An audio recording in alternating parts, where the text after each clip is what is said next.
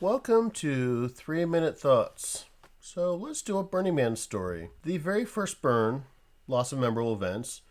The most specifically I liked was this giant 11-story tower, Babylon. I've talked about it before. But I want to focus on a different activity, and that was actually a non-activity. A lot of waiting around in line, but it was amazingly a lot of fun. Now, this was, I think, '08, and the theme was American Dream, which, as a theme was okay.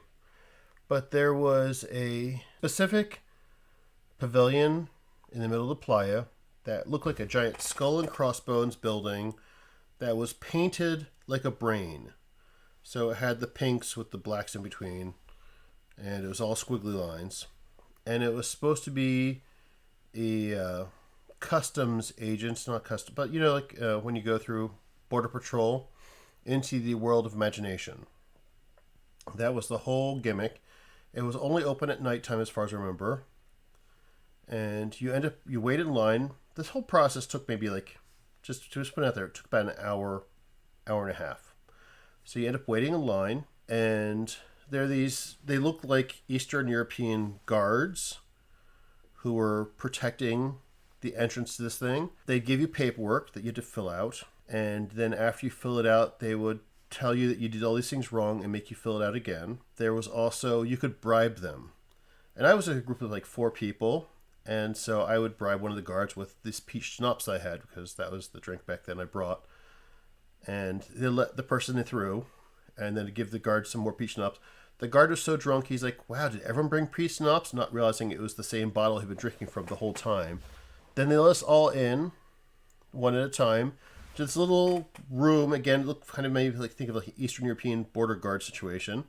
And then there's a person who then look at your paperwork and ask you for your intentions or whatever. And then they just let you back out onto the playa. So it was this thing that just the whole point was to go in and then leave. I did get a little cute passport somewhere, which, if I find it, I'll show a picture of it.